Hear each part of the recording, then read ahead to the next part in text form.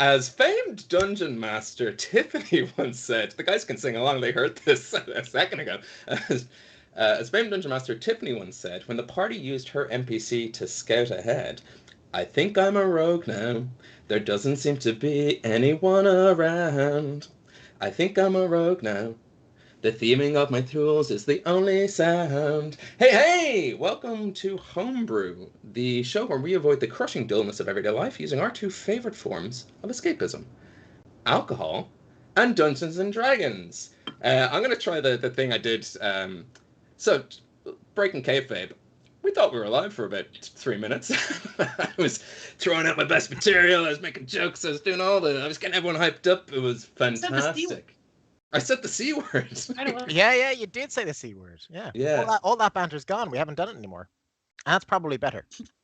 True. Yeah. This is I mean, Ben really crossed a line. It's actually really convenient that we but no, that there's no proof of that. People will believe us. Okay. Yeah, look, believe what you will. It's a fantasy world after all. We use beers to inspire the world and the session around us as we play a game of Dungeons and Dragons. And speaking of them, let's get introduced to them. I will start. I am drinking a Bacchus cherry beer. Bacchus, if you've never picked one up before, they come in this amazing paper-wrapped bottle. And then when you unwrap it from the paper, it's like a plain bottle. But I didn't say this to, during take one. Because this is like a TV show where we've done multiple takes. I'm also drinking sparkling coffee. Sounds gross, but let me explain it to you. So, please do. I recently got a carbonating drinks machine called Drinkmate, and their thing is they'll sparkle anything. So I'm putting it to the test. I sparkled some wine, it's great, and what I did was I made some cold brew coffee, and then I sprinkled some water and I mixed it together, and it's like a coffee soda.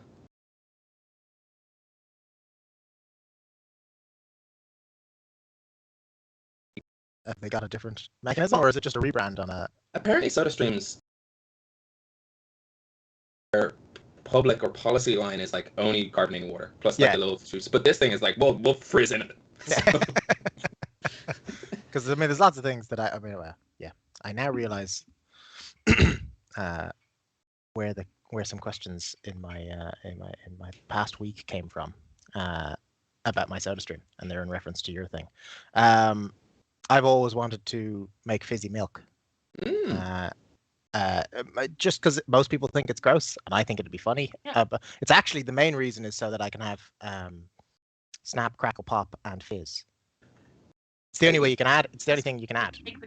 Yeah. It'll just explode. But I haven't ever done it. I do have a SodaStream, but I have seen someone try to do it with almond milk, and that was so hilariously bad an idea that I haven't tried the real milk yet. But there you go. Bring over a bottle. Otherwise, I'll have the taste of milk. Yeah. Exactly. I don't want to. I can't get you to do it. You have no milk. Yeah. You know? Well, I have coconut and oats. They might frizz. I'll frizz up some milks before next stream. Don't do it to almond milk, or actually do. And if it expands and explodes and ruins everything, then it's like a SodaStream. If it doesn't, then it's a different thing. We'll answer that question. Anyone watching? Sounds awful. Anyone watching? I'll frizz. Just jump into our Discord. Tell me what to frizz. I'll frizz it up, baby. I don't give a shit. Let's put this machine to the test. But before I do, let's get introduced to what everyone else is drinking. If you're drinking in the sidebar, do let us know if you're watching live. And if you're drinking under the table, like in the future sometime on the VODs, let us know in the comments if you are drinking along. Most VOD viewers don't drink along. It's because it's usually like a reasonable time of day for them, not the evening time. Paul, what do you have? So I have Rambulian again, hometown. And also I have a Fireball. Very fucking useful. Just in case we need it. So, and then of course my great mug. Hey, look at that. Runic engraved. Yeah. Yep. The runes are to keep it cold and fresh. Very clever. If you want to see a close-up picture of that, Paul posted it in our Discord, so head on over to our Discord. You'll find it on our social channels at Homebrew Quest. Anywhere old millennials like us hang out. So, Oh, Lucy, what are you drinking? I am drinking a selection of the finest that Marks and Spencer's had to offer, which was not a great selection. But as we are going into the town of the dogs, this seemed fitting. I don't know unless I need to cast like more dogs, but I thought this would count as like a mantra. It's Madri, but I'm making an Irish joke here. You get it? Mm-hmm. Yeah. yeah. Madri. Yeah. It could be Madri. Yeah, Mad What is it? King. Oh yeah, that's cool. And I got some 5 lamps, which I like, some Smithwick's, some Asahi, just the usual. It also looks like I'm in bed. I'm not. I'm just putting this pillow here to hide this ugly wire. But it looks like I'm just lounging in a bed here. I just want to put on record that's not what's happening. That's not a bed. This is a bed, but I'm in an that's a bed. Okay, Oh, you're yeah, saying yeah, beside the bed. I thought you were claiming none of it was a bed. I was like, that's the most bed like. It's like, is it one of those It does sound. what are those things in like fancy posh people's houses? They have like sun beds or like A sun Shayla couches. Maybe it's that where it's like it's basically a bed, but they claim it's a couch. Yeah, think like I'm lounging. I'm not futon. sleeping. Sure, I nap here, but I don't slumber. Okay? Oh yeah. Keelan, Yes. finish us up. I am drinking a puka as well, or I don't know if you said that you were drinking a puka. I don't know. Dry hop lemon sour pineapple puka. Mhm. Lovely, cold. Other than that, I have a lot of 8 or 8.5% beers. So we've got a sudden change, because sudden change can always be handy. That's Very good. You never know when you need a sudden change. I reckon. I mean, like it's probably just like an interruption. You know. It sounds like a reroll to me. I don't know. Yeah, well, I mean, it sounds like anything that Yeah. Ben says. I just like sudden change. Actually, this happens. Yeah. Save that to the very last end game point, right? Yeah. None of that Actually, happened. I should never drink this. And yeah, right at the end, it's like I should have used it when I died. No. So Yeah, just we lost sudden sudden change. change. You lost. the can, and then the other one that I have that I've had a long time, so I should use it is Radio the Mothership, because I'd love to figure out a scenario where radioing the mothership is a relevant thing that we can do. It's got a nice picture of a guy being abducted on the old can. You can really see. Radio. Wait, sorry. That Is he is being pretty cool. abducted on the can? Like, is he on the can and he's being abducted? He's being abducted. It's quite strange because he's like clearly standing in the the light in order to be abducted. Except for that the light seems to be made out of Is he milk Is he? or something. Oh, okay. So he's not, for our US listeners and viewers. He's not on the can. He's on the beer can. I thought he was shitting himself and getting abducted. Right. I see what you're saying. Oh. No. He's on the beer can. That would have been a whole different situation. Mm. It's the worst place you could be abducted from. And this beer is 1 pint, just in case anyone's curious. Oh, nice. Yeah. Do we ever figure out what pants are? I think it's a Dutch like give a can, get a cent back or something like that. Yeah, we did look it up. It was it's essentially just a 1 punt is like a Pant, yeah. A euro back would be good. I think it'll be a couple of 10 cent maybe as well. They do that in the States, as far as I know. Lucy, what were you about to say? Oh, I was just going to give a disclaimer. I meant to do it in the things that I'm consuming in my body. I also wanted to mention I'm also consumed with fresh, beautiful antibodies. But also I'm coughing a lot, so there might be a bunch of muting or accidental non-muting or anything. And so I apologize in advance. I'm going to try and mute accordingly. Not on the bed, coughing. Yeah. This is the day of disclaimers. It's disclaimer day. Like anyone else I know who like has had COVID, but also like they're like, no, I'm fine. I just spent all day in bed, but it's gotten everyone else in the house. Yeah. You're like, I'm fine, everything's fine. There's a bed behind me. Full of Yeah. It's really hard for us all, right? Yeah. Let's you know what? Let's save the rest of it for the rest of pre-show announcements for the break. We have a couple, but nothing I can't wait. Not because it's not important, just because it's like, let's dive into the adventure. I'm itching to roll some dice. Now, you might notice Wes isn't here if you're watching live, and you might have noticed you did not hear his delightful voice if you're listening. So he was meant to do the recap. I'm going to figure it out when we get there. So without further ado, grab yourself a drink, pull up a chair as we dive into a world where anything is possible, but not always probable. Welcome back to the realm of Hibernia. Just because Wes isn't here, I don't want to not use the very clever joke I came up with, so I'm going to say it anyway. And we can just imagine it kills. I was going to go like, Arlington, caught a Harlington. In Irish, you see, just in our mother tongue, caught a harla is what happened. So caught a Harlington is a very clever one. That's excellent.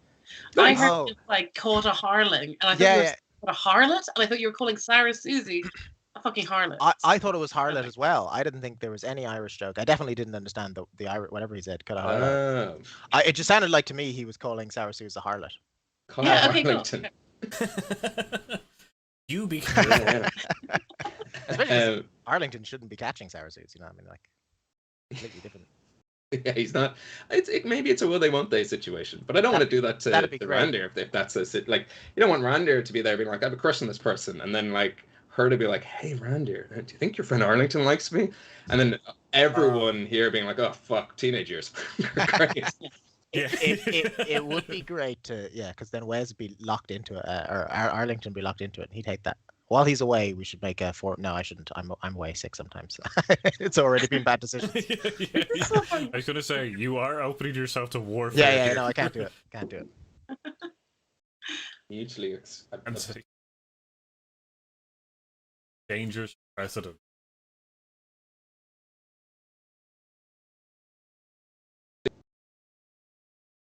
So, without Arlington to do a recap, and without me, I could catch us up, but I'll tell you, I'll do you one better. Last we left off, it was Flynshire's wake. And if you just, like, pause this, maybe not if you're live, but if you're listening to the podcast on, like, a podcast listening app, just go listen to the Clancy Brothers Finnegan's Wake. You're caught up. Cool. Great. So, that's all we need to do. But the Huck's punks made their way out of the town of Onagla rather expediently after sort of a bit of a tussle and disagreement and a little bit of like a round or ruckus sort of just erupted, and Huck's punks were like, peace, we're out, and were rescued, not really rescued, but trying to find a fast way back to the Kingdom of Ossory, because it would have taken them 3 to 4 days travel, using the book of messaging with Lanfalon and Abby de Verclair, Sarah Susie. Lanfalon said, I know who to send, I'll send just the gal. And out from a tree, Sarah Susie appeared. She used some of her druidic abilities to create a lovely shelter for the evening, which Iggy decorated with glorious festoon lights, and Randir provided, I think, both the booze and the music through your contraptions. I don't know if you provided music. Yeah. And then come the following morning, well rested, with a handful of volunteer soldiers from Onagla, the party returned to the Kingdom of Ossory, stepping out through a large oak tree. And this is where we will pick up. A warm breeze greets you, and you find yourselves at the base of the Kingdom of Ossory. At first, you're not sure if Susie has brought you back to the right place, because glancing around, you can't see the castle walls. The landscape itself seems far steeper than it was before. All the farmlands are now on a slope, which draws your eyes upwards towards the clouds. And at the very edge of the cloud cover, you see a hint of the castle gates. What used to sit atop a small hill now rests tucked into the side of a mountain that definitely wasn't there before. And as you look more accurately, and Randir, you would notice this because you know mountains, you're a dwarf. This isn't a mountain. No. This is 2 enormous giants, cradling the land and each other and providing protection from outside forces. So the castle is now sort of nestled into the shape of 2 sort of humanoid mountains spooning each other. They still look mountainous. They're still like made of rock and stone and gianty, fantastical material. In the same way that if you're gazing out over the Dingle Peninsula and you see that island that looks like a sleeping giant, I think it's called the Sleeping Giant, kind of, that sort of shape. Or there's that beautiful picture on the internet somewhere. I don't even know if it's a real mountain, but it's like a snow-peaked one, and there's an aerial shot, and it looks like a woman sleeping. Google it. Mountain woman sleeping. It's maybe different words, but you'll find it. And Randir, you spot this. you see cables running up towards the castle entrance, and there are some farmhands at work constructing what look like small 4-people carriages. And Susie turns to you all and says, "Yeah, so they're actually hoping to have the skylift fully operational in a few days, but look, for now we have to kind of go the old-fashioned way. It's about a half-kilometer hike up to the castle gates, if that's What's a Look, I know skylift? it sucks. Well, it's going to lift people into the sky. It was actually Goat. Do you guys know Goat? Yeah, he's best friend.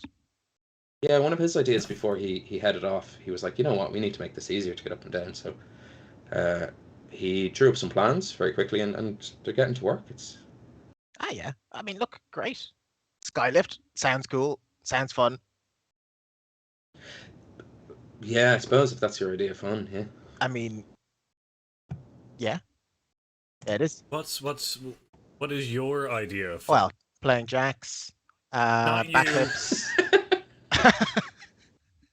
I've been around you long enough to know that child games are your I fun. mean, you've never asked. This is the first. I thought finally Randy's asking. No one ever asks. Well, why don't, when we're on our trip up, you can tell me all about your hobbies and things that you find fun, but You might regret that. I feel like everybody else will also regret that. Susan has headed off anyway. So as you were kind of chatting with Huck, she kind of goes, and she turns back and goes, "Could you hurry up? Places to be." So Yeah, Doctor? short Randy, I mean, who was I slowing me mean- down. Stupid Randy. Should never have brought. I'm gonna skip ahead to try and get it. I assume we're gonna fall into two camps here, and I've already heard Huck talk about Jack's a bit, so I'm gonna try and get in step with Susie. Yeah, nice. Arlington looks to Susan, to Huck's story, which he's heard 1,000 times, to Susan. He's like, well, I guess I'll stay here. And he sticks with Randy and Huck. Is there anything you wanted to chat about with Susan when you catch up with her? Yeah, so what's been going on with you? You've been on the other side of Hibernia. What's been going on? Yeah, I suppose. Yeah, so we when did we last see each other? A while ago. We sailed for a bit. Rhea and Abby hit it off. That was that was a head melt. We made our way to Tune More. Are you sure you want to hear? Someone else could probably fill you in, right? Well, I can tell you about what we're doing. I'm going to glance back at the guys and see if it's, if that chat is much fun. But if it doesn't seem that, I'm just going to start showing her all the pictures that I've drawn of our adventures, and kind of as if I'm telling her about a family holiday. I'm making her sit through slides. I just want to show her all and just talk her through everything. And, she seems like she'll be interested. Oh, cool. And roll an insight check as she's kind of looking through this. Oh, yeah. Yeah. Cool. Sorry. Oh, another one. Oh, good. Yeah. What's this one about? That was a 22. Nice. And with a 22, she tries to maintain her air of nonchalantness, but as you start getting towards the more demon and that sort of darker element, she's like, "Oh no, right? Oh, for real? Like a demon? That actually is cool." I'm sorry, I don't mean actually. Yeah. The other stuff was cool. We went to hell. Have you? I don't know. You probably have, but have you been to hell or? No. What? You went to hell and you came back. I mean, I guess we went to the road to hell. That would make a cool song, I think. That is Then we just took a side street. so fucking cool. Wow. And I thought you would think that, Susie. Yeah. Yeah. I can tell you the way to get there if you ever need to go. You seriously? Yeah. Are you gonna stab her? I'm just setting myself up to politely tell her to go to hell Arlington at some sends point. regards. Push her off the skylift. Oh, you're not in it. You're walking up, but they're still constructing it. That will take a couple of days. But yeah, she's genuinely Can I interested. scribble her a little? Can I scribble her a little map of like where Anagla is and like the way to this cave, and just give her like, here, you can totally keep this. This is the way to hell. Just you don't go there because it's dangerous. But like, She takes it and looks at you, and she looks kind of suspicious. Why are you being nice to me? I didn't really see any reason to not be. Oh, also, you just saved us like days of traveling. Oh, okay.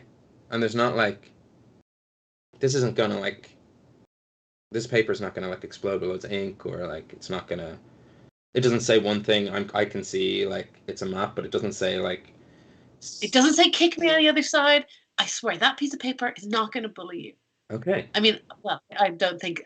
I'm pretty sure it won't. Piece of paper folds up into like a bird. Just, fuck you, and flies off. It's like, and you realize, oh, you took out some of your. It wasn't your complimentary paper. It was the opposite of complimentary paper. Yeah. I cast what biting tongue, cutting. I don't even remember the spell. Cutting words. Sure. Yeah. Paper cut. Yeah. And the cut says, "Fuck you." Oh shit. Yeah, she seems. No, I'm trying to. I want to be fully genuine, trying to be nice. Yes, yeah, she's suspicious, but you seem to get through to her. And as you make your way closer, as you approach the gates, you see this teenage boy, sort of dressed in squire attire, and he runs up to you, and he looks surprisingly fresh, like good skincare routine, solid beard, no like pimples or greasiness. Like he looks like a 30-year-old man had to play a teenager in a high school sort of movie. I can picture it immediately. Yeah, the type of lad who would like get you smokes in a bag of cans at age 14. Like no one would question.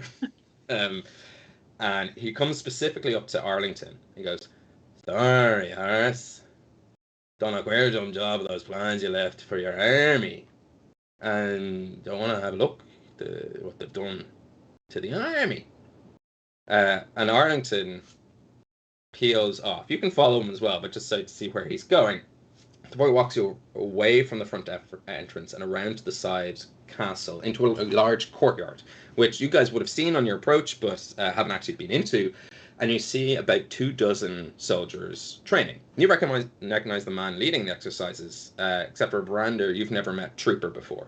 But it's Trooper from Drake's. You did like his boot camp one early morning with Arlington. Oh, yeah. You did like his CrossFit class. Yeah, that guy. Trooper's there, and you see the 12 elves. And you see a kind of dozen other folks that you don't recognize, presumably new recruits. And when Wes is back as a player, I'm going to get him to describe like how his training grounds and like little barracks and an army place looks. So I'm going to leave that entirely up to him. He knows that's coming too. It wasn't going to spring on him tonight. And I will save the rest of the stuff. I'm not going to say it on stream now. But I also don't want to forget it later. This is the only way we know things. Yeah. For our sake, for the sake of canon, so I don't forget this, and if Wes doesn't have a chance to watch this episode, I don't know why he wouldn't. We're fucking great. But if he doesn't, he gets handed a bunch of letters from this kid as well. So the kid goes, "Oh, Dad, I almost forgot. A couple of poo fiends have returned with your letters that you sent." And then I'm going to figure out, because we never really discussed, maybe you can remember as a table, I don't think when Arlington was like, I write a lot of letters to all these people, we ever really discussed where or what or who he was sending it to. So I wanted for myself as a DM just answer those questions, so I know. But I'll do that with Wes when he's not here. When he's not here. Oh, when he's here. Because now would be the time. If something's not here. Yeah. I'll do that with Wes when he's back. Should we usher? We have with us. I forgot when I was assigning who to converse with up the hill. That also we have like people that have sworn to help us, including my childhood crush. Oh, yeah. I forgot that they existed, but they're with us. So could we maybe usher them introduce them to Trooper? Yes, absolutely. Yeah, the everyone there. I had their names somewhere, but where did I have their names? We have Connell. We've got Rhinebacker for Roche. Who else did we have? I have. We've got soup. We've got Wicklow Wolf. Wicklow Wolf. We've got Brew Heart. Brewheart. And Cocal. Yeah, and Coco. Yeah, Coco. Yeah. Are those all real They're all things real I wrote things. down? They're all real people. Real names. I assume that was just drunk scribbling. Okay. Yeah, you usher them in, and they integrate themselves into the exercises. They find up space, and that's where, if this was like a video game, you need to have like an NPC chat. That's where they all are now. You know which portion of the map they're on. Yeah. Is there anything you guys would like to do before? Not before anything. What's the day ultimately is yours. It's early morning, except it's evening. It looks like it's evening time. This makes so much sense if you've seen the show, but out of context, me saying it's early morning time-wise, but it's evening time aesthetic-wise, only really makes sense to the players at the table and long-term listeners. I mean, at some point, someone watching the individual episode has to have watched the previous episode as well. We can't continuously lose people, so We can try. Someone will try to make sense out of it. I don't know. We were trying to get back, so kind of annoyingly for you, but like the main focus would probably be trying to talk to Sour Suze's crew, for lack of a better term, to see where we are. A meeting, or perhaps maybe there'll be difficulty holding a meeting. Perhaps arranging some kind of time with which to converse as a whole crew. Landfall on and Happy de Vauclair and Sour Suze and everything. Yeah, absolutely. In fact, Susie turns to you and goes, so, look, they kind of said, like, it's not the best, but they've sort of set us up with, like, a little war room with, like a place to talk and discuss, and we've been sort of having, like, daily meetings. Sometimes people would just be hanging out in there. It's pretty cool, I guess. But if you guys want to meet everyone, I could go find them, and, like, maybe in, like, just after I haven't had breakfast, so like maybe just after breakfast, like just before, like, and you can tell she's really struggling to describe the time. She's like I suppose what would have been noon with the fucking sun in the sky, but like in like I don't know, like an hour or two. Do you want to go meet in an hour or two? Yeah. Where is this? Where is this war room? Okay, right. I suppose I should tell you. So the main hall. I'm still wrapping my head around it, so sorry if I'm not getting it right. That's the main room. hall. Yeah. Off to the left, kind of where some of the guest rooms are. They've turned one of the guest rooms into. It's like besides. There was a room with like smoke and noise, and I think Goat was staying there. It's like beside there. It's like there's a lot of hammering and stuff. That stopped, so that's great. And his Goat's still around. Did he actually come back? He said he'd come back. I mean, we had him captured. You had him captured? Well, he was here. We didn't have him captured so much as he came with us through a portal, and he might not have been the most willing. But you'll have to ask Arlington about that. Either way, he said he'd leave. He said he'd come back, and I believed him. But yeah, he came. Like he arrived like a day after we arrived, and he was chatting to. Is it Zitra? Is that her name? She's small. Zitra. Yeah. And then there's like an old man. I think it's like he said he was Arlington's dad, but like I don't know what that situation's like. So. Yeah, he's great. I thought he had left as well. Well, Tig, is it? Tig, yeah. So Tig and Goat have actually headed off towards Mickler and like the nanny state. They said something about like. Well, Tig was sort of talking about Arlington wanting to find people, and he didn't want to interrupt, but he also wanted to help. So he thought maybe going back to there, seeing as he kind of helped out, maybe they'd have some people that could help. And the nanny state's full of kind of barbaric tribes and sort of warriors of nomadic origin. So, they're going to see what they can find and then bring people back. Because I suppose if they go to McKellar, they'll see the statues and kind of get like an idea of like what to do and what not to do for our next embodiments in stone. That's probably a big part. There's an old Minotaur down there. We should try to find a message. Minotaur. Okay, yeah. I could probably arrange like getting them. And she whistles. It's not a shrill like double finger whistle. It's more like a melodic. It's the most not monotone you've heard her. I can't whistle, but it's like a doodaloo, doodaloo, doodaloo. Maybe that's what she does. And a small puffin lands nearby, and she goes over to it and starts speaking in puffin. She takes out a piece of paper and writes down Tyke and Goat, a Minotaur near McKellar. What did you say his name was? I don't know. Arlington knows him a lot better, to be honest. So you might want to check with Okay. him. He was a Minotaur, Knows- big Minotaur up on a hill. Big. I'm just gonna say Oh, big. that Minotaur. Big eye. Uh, It could have been big. Wait, a centaur? Minotaur. We've I've never we've met him. never seen Yeah. a centaur, Iggy. Have you seen centaurs? Yeah, wait, I'm trying to remember what this what this was. If I have, I remember there was a Minotaur and Arlington wrestled him. Yeah. Aye, he wrestled So- him, and then he had his whole. I think there's a kind of, part. I think he's training. I think he's Was it training Arlington a Bigfoot? bit. Was it a Bigfoot? Was that his name? Was he? Big- his name might have been Bigfoot. Bigfoot. Bigfoot. Okay, yeah. Okay, his name's Bigfoot. That's what I looks like I have on this. Yeah, sure. From episode I- 7, and we're now at 61. That's 7. pretty That feels really early. Great. So, Yeah. Well, okay, yeah, we can get this to him. She rolls up the parchment and she attaches it to a little side satchel that the puffin's wearing, and she puts it in, and she, again, speaking in puffin, and he takes off. So they should find that. That's great. That's really helpful. We're really, I'm pretty impressed at like how much we're making like progress, Thank you. I do try. So Why did your voice change? It was a cough. I have a cough, and now I can talk like this forever. you just said something caught in your throat the entire Yeah, time. Thanks, Rander. Oh, I bring you back to normal. Go back to the way you That's- were. That's racist. Rhonda, could I actually have a word before we meet up like later? Sure. You guys can listen. It's fine. Rolling a listen check. Oh, natural 20 on my listen check. You hear every word. Sweet deal. Yeah.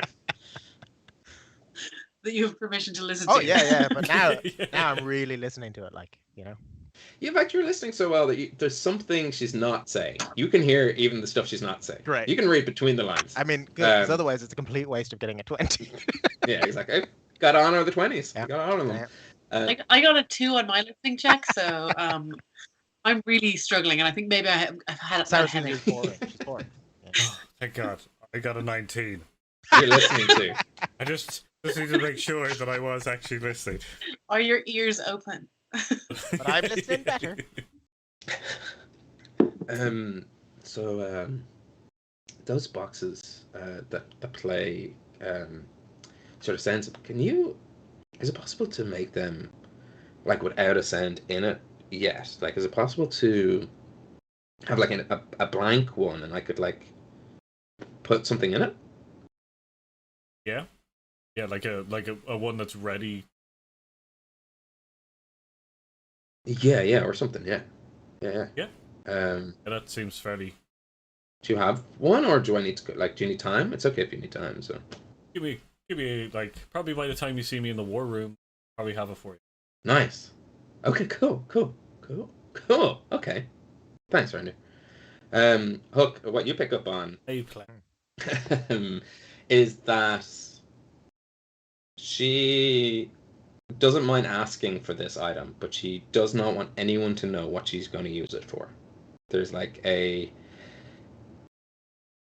a little bit embarrassed. She's a little bit of shame there. There's like when a kid or like a teenager is into something, but they're not sure if it's okay to be into the say for example you grew up like being into like D&D or something. You weren't sure if you said it out loud that people might think you're weird. So there was an element of that to it, that like it's tied up with something very personal to her. She's invented What a did she fart say? An box. axe? She needed an axe. And Jesus, now I wouldn't give her an axe. Said box. Iggy. She wants one of my little boxes. I'll give her a box. You know, no, Sorry, I actually fully understood, so I know that that's not what she was saying. So the joke doesn't make any sense. yeah. So she wants a blank one. You know, the ones that like play music. Joe, Dead, Huck, and What? Did you have a dead Huck in a box? no. At your wake, we had a hologram thing of you to remember you Oh, by. Jesus, is that what that was? Just doing a little like hula hologram of Huck. It was going through. It was like a slideshow of your best moments. I was wondering. Mostly, it just played that moment that you burnt Ireland. That was a good moment. That was a good moment, right? That was where we found the most joy in your eyes. So It was an The accident. box knows what the box knows. It was an accident, I swear. you should make that for Susie. I feel like, we really owe her for bringing us here so quickly. Hi, Susie's great. She's Maybe among my best friends. Maybe it'll brighten her up. It might brighten her up. Okay. Yeah. All right. You Is there anywhere specific? I was just going to send you to your rooms.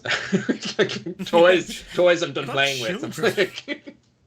But is there anywhere specific you want to go? Obviously, we've got this thing set up for chatting to the guys.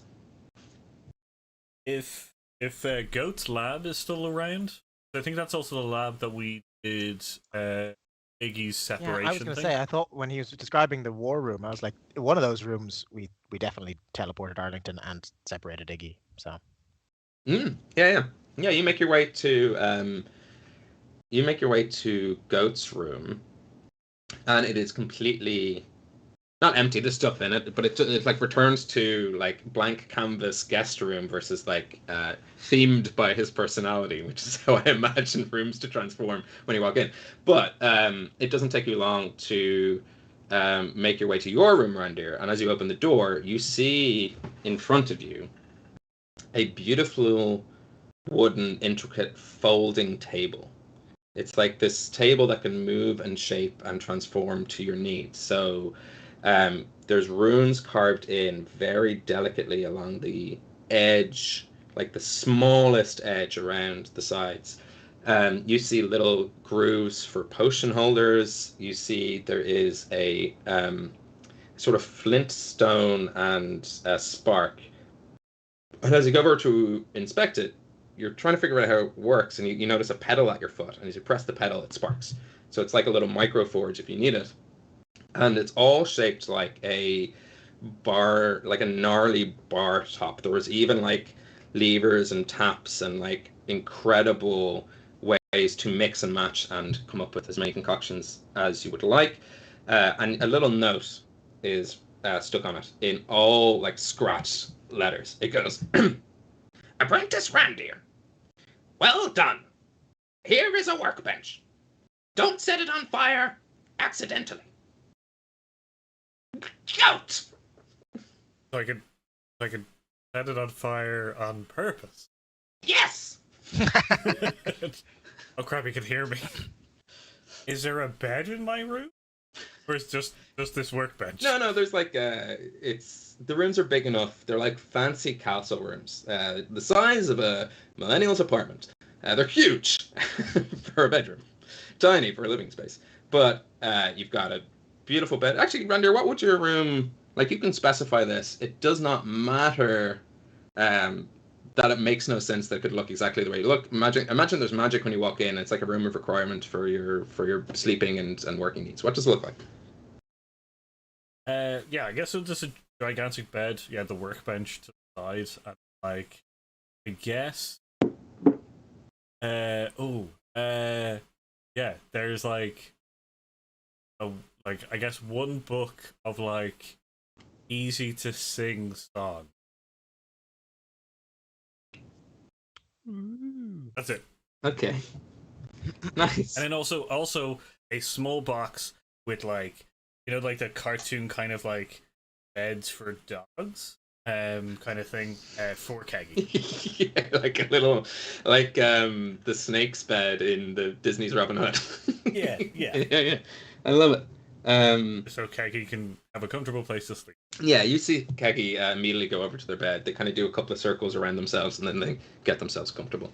And as you're all kind of chilling out in Randir's room, you hear a fluttering of feathers, and a small crow lands on the sill at the window and curiously watches you. And it's just sort of hasn't like occasionally like just like uses its beak to preen its feathers, but like will just kind of keep looking towards you, Randir. Have you been making friends with crows without me? I think we've all been making friends with this. Aye, but this crow. crow's looking at you. Hello, crow. Crow Can I get you a drink? Crow tilts its head, looks, and from behind you, you hear, Randir, that's just a crow. As you turn and you see the Morrigan standing behind you in her warrior attire. Sorry to intrude, and but the friends are here. That's fine. Hi, Mari. Hi. I want to say Puck. That's my dad's name, but that's close enough. Please, that's my father's name. I'm Mr. Huck. And Oogie? Yes, that's fine. He's a great name. I mean, it's better that she didn't know Ken our names. You know. Sure.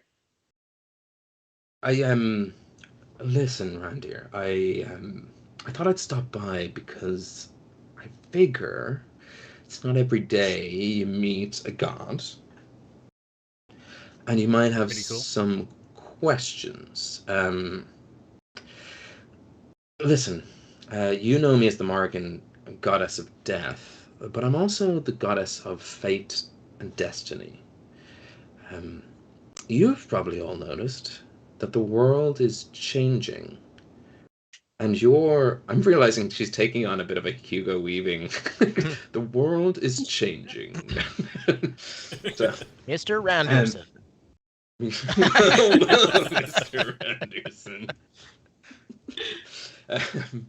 And you're intertwined with this group in some way, in some form.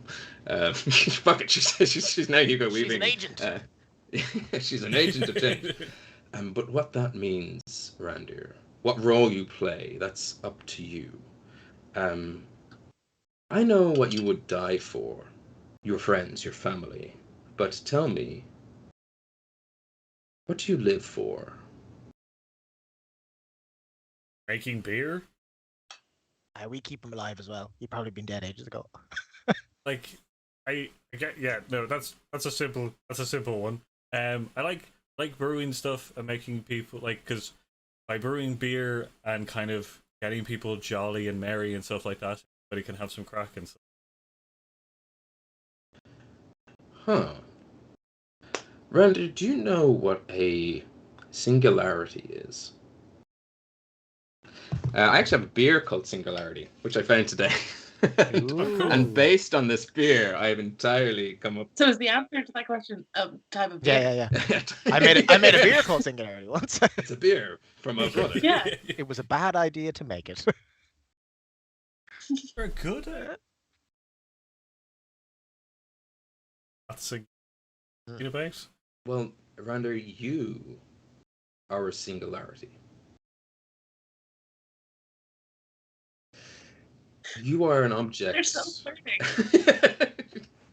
You are an object that is not defined. It's not well behaved. Do you know what you are? Sure, you're talking about me and not Huck. You're being very rude to old Randy there. No, it's not an insult. He's very well defined. Look at him. He's all, there's a definition there. I don't know what it is. Actually, you know what? He is a little fuzzy. No, relax. Let them flirt. She's saying he's misbehaving. He's a bad boy. He's the bad boy of tabletop. He's the singularity. Okay. I don't know what you mean about being not defined or anything. What I mean is, there's you, who exists to brew beer, make people happy. But then there's also other rounders who exist for other reasons. When you turn up in a world, and as I'm sure you'll appreciate, as a god of this world, I get a little concerned that we're being watched. When you turn up, extreme behaviors begin. You are a small change that causes a huge effect wherever you go. Aside from Goat, you're one of the only inventors Hibernia knows. And I don't know where the gods exist in a world with a forge master of innovation, a engineer of human advancement. You are an artificer of a new world, Randir. You've already begun to shape the minds of those around you. This world has revolvers, skylifts. There's things being advanced at a far too fast a pace. If this world survives, it will bring a new age of technology. And I ask you, as my champion, what role do you think the old gods will play in such a world? I don't see this world. Just with technology, I don't really see this world kind of changing their belief. Come closer to gods. Hmm. Some of them won't like Also, that. Last time we spoke, you just marked me. Why now you're champion? Well, that's up to you. Your destiny. You intrigued me, Rander. You're the one destiny I can't touch in this world. Everyone else, they're under my realm. You, like I say, you're the singularity. Oh, Hugo Weaver. It's You're the one. very hard to get past Hugo weaving this. So, picture a beautiful woman in a fantastic warrior attire, but with the face swapped with Hugo Weaving. I mean, it's easy to imagine people face swapping into Hugo Weaving. That's like most of those films. I know exactly what that looks like.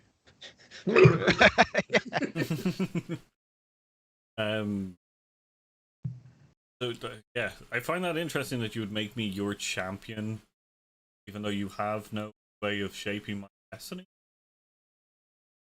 So, like, I guess, yeah, I'm thrilled to be a champion of a god. And also, it's great that innovation seems to spread from my queen to this world. It's a bit of a weird. I am aware of other possible things, but it's interesting that you would take me on as someone as an agent of destiny. I've been able.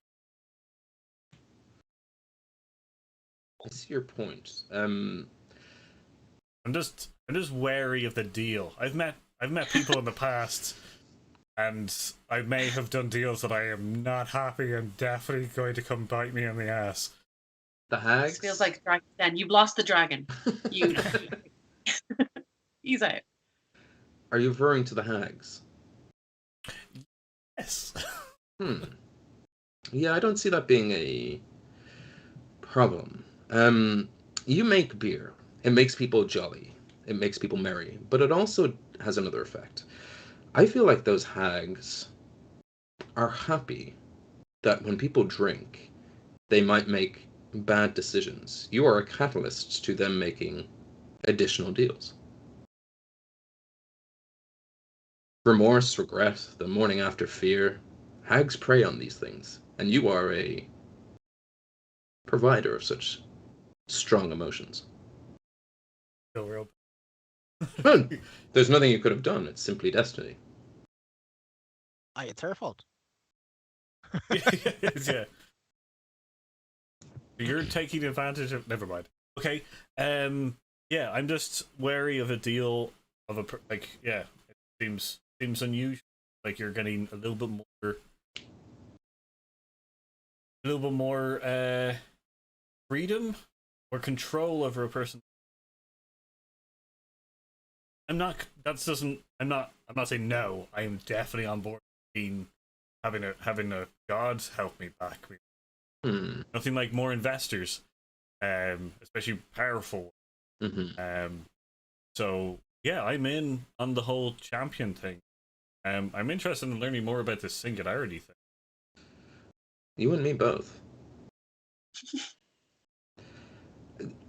Can I tug Randir's like just his coat for a second and be like, "Sorry, Randir, what's this about you being in other places?" I'm not sure I'm following.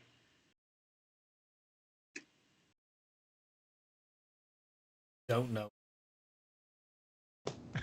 This would be. Yeah. I don't know if I'm authorized. Oh, it's fine. Yes. Oh, the secrets. Yeah, I respect secrets. Oh, unless Of it's course. from you. I have no problem with. Okay, so it turns out that there's other Randirs somewhere else in other versions of Hibernia and other worlds. Like cousins and brothers and family. Everyone in your family called themselves Randir. No. Yeah, not happening. right. They're weird families. Is it hard when you're like naming at Christmas? Or are you Randir and then there's Rando? Dude, Chris Kendall. Oh, I got Randir. Rando, Randim. Rando Calrissian in a different universe.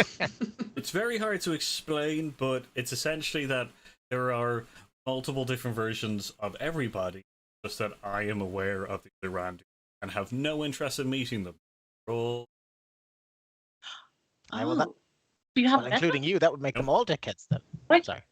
They're all dickheads. Yeah. If all of your exes are crazy, Paul, the problem's you. So you said Paul, not Randy. Oh no! Lucy has been waiting for so long for his interventions.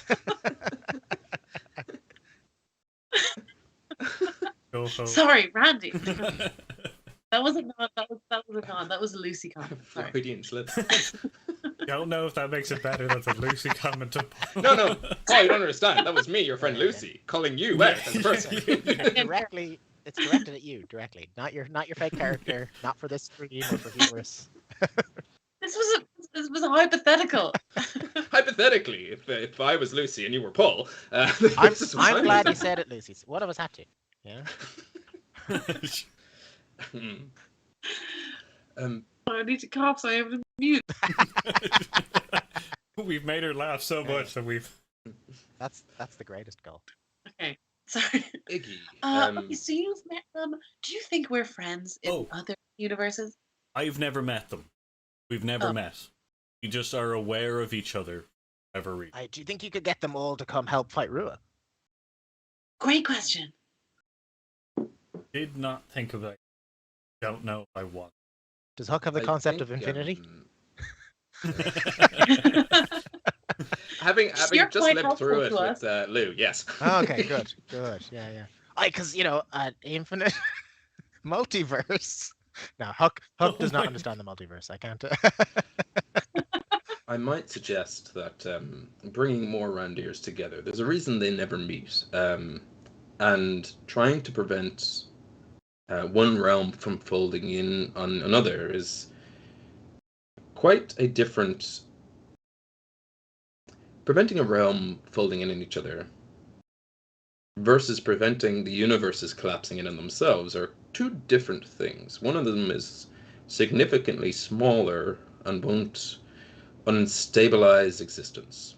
Aye, so you're saying if Rua even won, we have a trump card. We could destroy the universe. Okay, so That'll I'll teach put her. a start to this. I don't think the other Randers are going to be up for that. The Markan looks at you as a goddess of destiny and goes, I'm going to keep my eye on you. I'm just spitballing, you need to...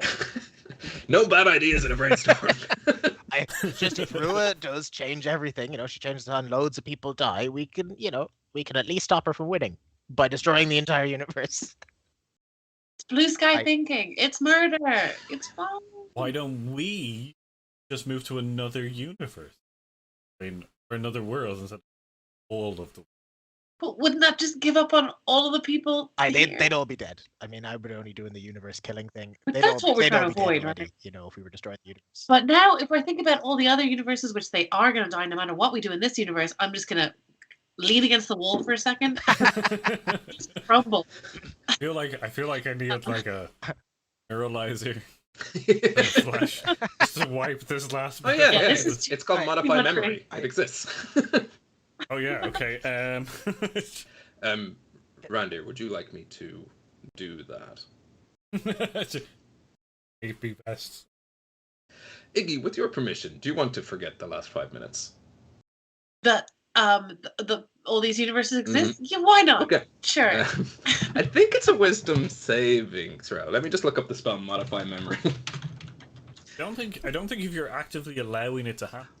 Yeah, Oh, yeah, that's yeah, true. you can put it in Yes. Yeah. We've seen it before. Huck cast it on himself after coming from the Feywild, turning himself into a halfling and pretending that it was another puka who was chasing him. And I am but not if doing that you, again. yeah, if you don't want to, we can just have it happen. If you don't want to try to resist the Morrigan casting a spell on you. You know what? I think as this is happening, as I see the American in warrior dress getting ready to alter my memory, and I'm being back in Ossuary Iggy, and I'm please. remembering I'm trying to last concentrate. time Iggy, no. my soul was destroyed. I actually think, you know what? Actually, that's actually got me out of it. I'm fine. Yes, it's fine. It's totally fine. I don't actually want to be altered again. Iggy, I'm afraid it's too late.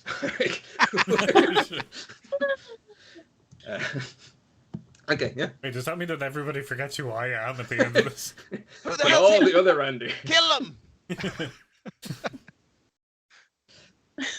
Anyway.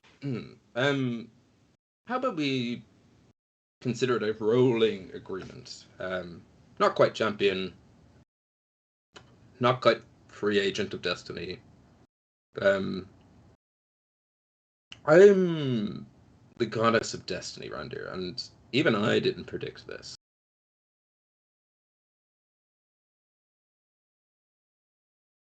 And I don't know why yet. Sorry, froze there for a second. Are you back? Yeah, no. So, What did you reply to the Morgan? oh, I just, I said that's okay, cool. Yeah, no, I'm up for this kind of rolling contracts kind of thing. Of, I guess keeping an eye on me.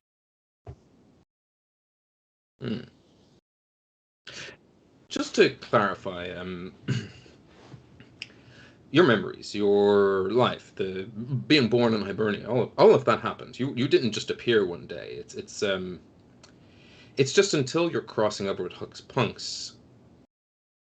Well, there are Randers who simply live their lives, but you are directly involving yourself in the fates of this world, and thus, this is what has changed. So, just in case you're thinking, oh God, did I just appear one day and is all this unreal? Oh. You grew up here. You are a Hibernian, true and true. There's no. I'm glad you said it, because yeah, I no. was going to ask where he'd popped up from. To be honest. No, I know that I know that I grew up here. That I am the Randir of this Hibernia. It's just I think of a certain age you become suddenly aware of it. That's it. That's we don't know what they are already.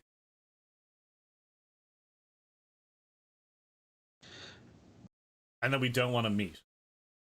So you're vegetarians? Mm-hmm. Yeah, all vegans. Have you ever heard you should face your fears? Maybe like a family reunion would be. It's not a. It's just like it's like sickness. Every time you try to go near another, like every time you try to break the boundaries of trying to meet a thicker. Ah. Okay. Have magnets been invented? I'm sorry, I kind of live outside of time sometimes. You don't have magnets yet, but imagine if you did. Randirs are polar opposites. They kind of... They're very cold towards each other. Gotcha. I don't think you do, but okay, yes. They're like polar bears. Solitary creatures, yes. Yes. Polar I bears are white, understand again. and Irish bears are black. Endangered. Slightly different. Wait a minute. We're endangered?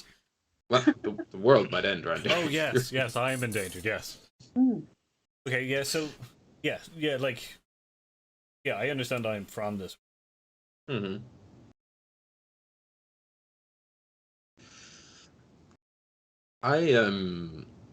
I think that's all I have for you, unfortunately. The thing about being a goddess of destiny and fate is, it's not like I can. It's not like there's no such thing as free will.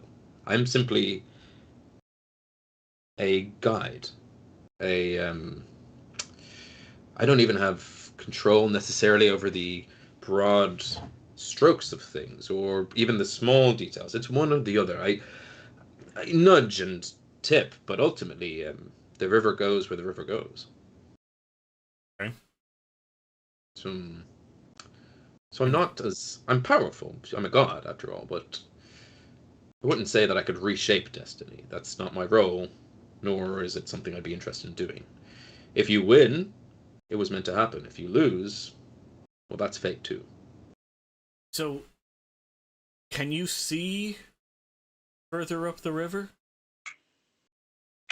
I can see how the river might flow, but until we get there, I don't know which direction we are going to take. Imagine infinite rivers stretching outward, but as the boat sails, it becomes one. Do you want me to tip the river into direction? Restacking the deck?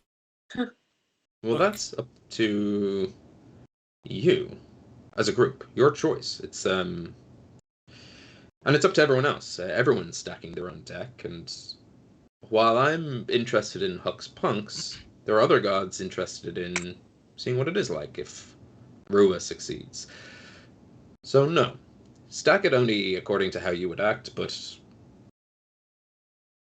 I will not give you any direction there.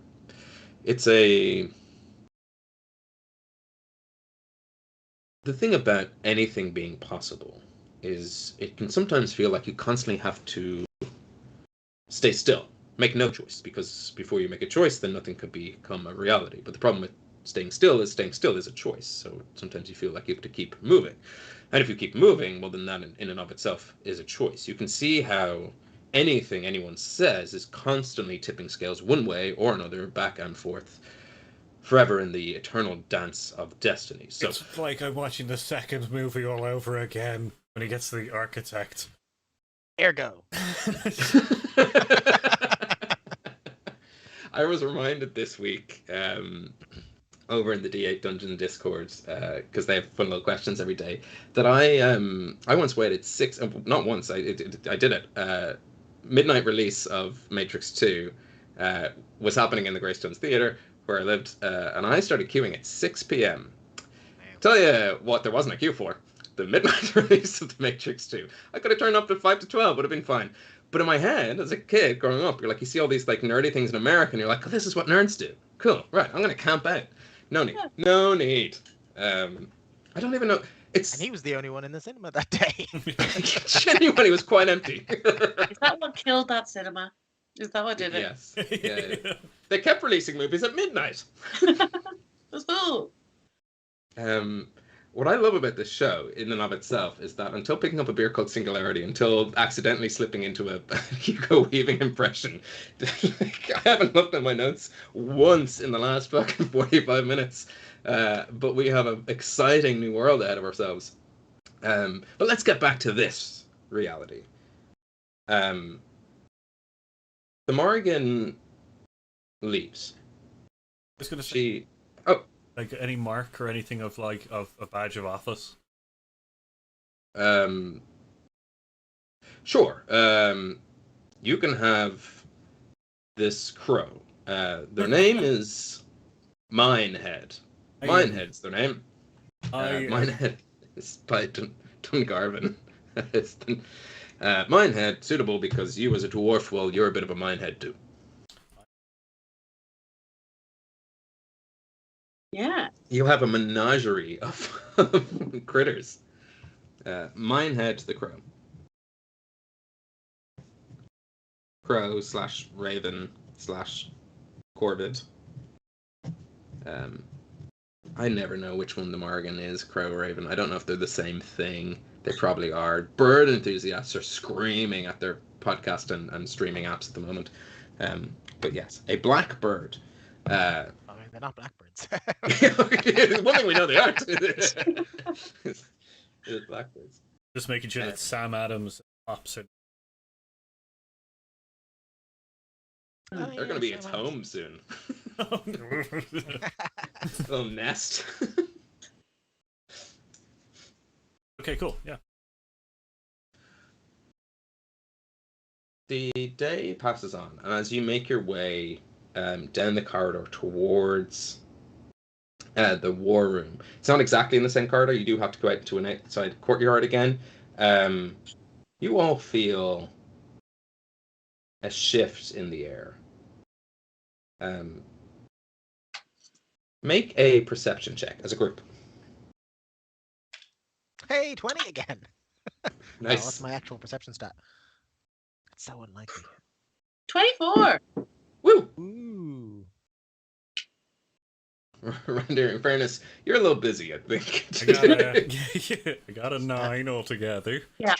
Straight up 20. I have no bonus to perception at all. Iggy is feeling like the world has just opened up to her. So briefly, her perception is very good right now. She feels like Another universe could be anywhere. yeah. You spot a few of the guards tense up, and they kind of cock their head as if listening intently. You see a chef who's carrying a pot of stew sort of stop and lean out into the kind of open air. You know the way the castles have like covered spaces, but they're kind of open air at the same time? There's just sort of like little bits between one place and the other. They definitely have a castle-y name. I know, I should know this stuff. But keep your mouth shut, people in the comments. Or tell me, actually do tell me in the comments below. What are those things called between two buildings and a castle and it's kind of covered? But they poke out their heads and look towards the sky. And the world around you seems brighter. It's as if a new dawn has broken, and you're greeted for the first time in weeks by a spring morning light. Shit. That's good? Bad? Yeah, I mean, I want to walk out into it and look up, like, what? Like, I mean, has anyone considered it's just actually been a really long day? Oh, what a day! Good. And we have another 29 of them to go before days. Aye. Aye, she's strict for the old calendar. I know the Fae. yeah, one day down. Yeah. You smell rose petals and baked goods drifting through the air, and then you all hear it. A choir of voices. You see a few of the farmhands, some of the guards, essentially anyone with Fae ancestry. Their eyes have all gone cloudy white. You see Citra for the first time, actually. She was making her way through the courtyard, and she's a Fae of the Gloaming Court, and her purple wings, which you rarely see unfolded, are outstretched, and she's fluttering, lifting into the air. Huck. Yeah. I need you to make a charisma saving throw. All right. I was wondering. I just rolled 2 20s, so... Yeah, it's not going to be good, man. I know. 19! Okay. This is becoming suspicious. I am literally just rolling a dice in Yeah, the dice vault, but... Do I have Fae ancestry? I'm about to get to you. Oh, you shouldn't have. I got a 24 overall. Okay. Ooh. Yeah. Iggy. Yeah? Make a charisma saving throw with advantage. Okay. Hook. No. Ooh. Just out of interest, have we had we've had a long rest, at some Yes, point? yeah, you slept. You had a beautiful night in the tent that Sour Susie kind of brought about for you all. It's a really cool druidic ability that does give people even better. Actually, you might get extra stats for that. Hold on. She has this really cool thing where if she does like a camp, she can give you extra stuff. Iggy, what was your 17. 17? Okay. It's not bad. Paul, on behalf of Eramon, son of Milaspania, who lives within the mind of Arlington, can you make a charisma saving throw? What is his? I'm going to look it up now in a sec. But let me know what it is on the It dice. doesn't matter. I got a 1. A natural one. Yep. Ooh, take that, Les. Arlington. Arlington. This is bad. So no, it's only when you're in it. But Sarah Susie has an ability called Hearth of the Moonlight and Shadow, and during a long rest, she touches a point in space and creates an invisible 30-feet sphere that grants a +5 to stealth and a +5 to perception checks. And all light from open flames and stuff can't be seen. It's like a really cool, like camouflage camp ability that she has. All of you, Huck, something is trying to grasp onto your mind. It's a calming, soothing voice. It's sort of intoxicatingly charming. It is wrapping itself around you like warm honey, and you struggle as much as you can. You feel like you struggle to the point of breaking point to shake this off. You needed... Before things goes, I'm pretty sure I have some kind of like resistance to being charmed, etc. Yeah. Just in general. Just yeah. Oh, So- and I have advantage on wisdom saving throws. Well, here's the thing. Charisma 1. Fey Ancestry gives you advantage against Yes, being against being charmed. charmed, But it's specifically Fey Ancestry that's being targeted here. So it's actually working against you. You needed a 25. It's quite a difficult check. As Jiminy Crickets. you feel your eyes cloud over, and outside of your own control, your bodies begin to speak. But we will find out what they say after the break. Let's take our break here. Before we cut to the break, holding graphic, all that kind of stuff, let's do a couple more announcements. Of course, if you're a long-standing viewer and listener and fan of this show, you know we're partnered with Dakota Irish. You know you can go to codeirish.com, type in Huck Spunks in the promo code box, and get 10% off the finest of handcrafted dice trays, towers, and gaming tabletop accessories. So I don't need to tell you any more about that. But what you don't know is what Paul's up to this Thursday for Heroes Out. Paul, what's going on? You doing a Heroes Out this Thursday? So we actually have a recording this Thursday. We've been taking part in what's called the March Movie Madness, and it's every day. There's like a string of questions that have been filled in. So like, what is your favorite Sigourney Weaver or film kind of thing? So we're doing one every month, every day this month, and we're finishing off Thursday with Steven, what's your favorite Steven Spielberg movie? And instead of kind of just releasing tweets, how we come about choosing that. That sense, because he has a... Don't know if you know, you guys might know Steve. Steve has quite the body of work. That's Spielberg. He's been busy. Is Who Framed Roger Rabbit one of his? So not produced, it's directed. So he actually has like probably about 37 films that he's produced a way like Tarantino better catch up. He's way behind. I mean, he's the producer on the Animaniacs. On Freak. Yes. Yeah. Because he produced, like, if you count his executive producer and producer credits, some might say he's quite the powerhouse in film. Not me. You'll never hear me say that, of course. But yeah, and it's amazing. Yeah, it's based on movies from. So we did the Golden Age. So we went from 2005 back. Just you know what? I'm gonna stop asking questions because all of them will be answered this Thursday on Heroes Out. And the question that I'll ask in chat, because you guys will often find me in chat there, is I might even look it up beforehand. If AI falls in the golden age, don't tell me. I'm interested to find. I don't think it. Maybe it does. Oh boy, what a movie! What I a would say it terrible. does. Yeah. I'll find out on Thursday. I'm excited. I'm edge of my seat excited for this. Right. That's all that we need to do before the break. So, we'll be back in 15 minutes. We're just going to take a little bio break as we find out what the fuck is happening to the punks. See you then! 15 minutes.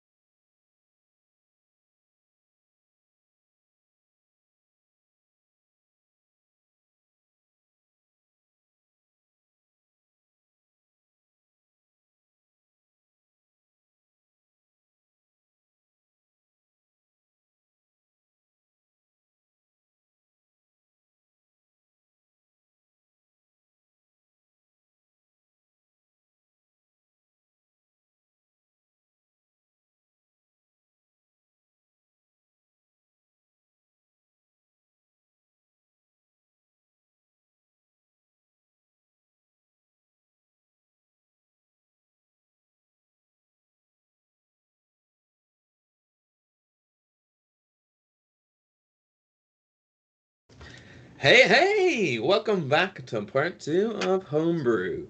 Let's dive straight into it. I don't think we need to beat around the bush. The party, making their way towards the war room in the Kingdom of Ossuary, find themselves in the middle of a strange occurrence. And shortly, in a matter of seconds, their bodies started to betray them. Everyone except for Randir. So Randir, what you see is your friends, a handful of people in the courtyard, including what looks like a halfling-sized fairy woman who's floating up into the air, all speaking in a chorus of voices. And what you hear, and everyone hears this, although you don't have control over your body, although your mouth is betraying and you're saying these things outside of your control, you are also aware, like you're having an out-of-body experience, of the message that's being sent. Huck, Iggy, Oh. as this happens to you, you're also aware that, like, this isn't an isolated incident, in that it's not just the Kingdom of Ossuary. You feel connected across all of Hibernia to everyone who's experiencing this. And a voice says, "Children of Hibernia, welcome to a new day. Ask yourselves, have you ever felt like you've been left behind, forgotten by the world, that if you disappeared, no one would notice? The gods have left you, kings and high queens have all died away, but I see you. I would notice. Even in all this darkness, I am there for you. Hibernia, we don't have to feel alone anymore.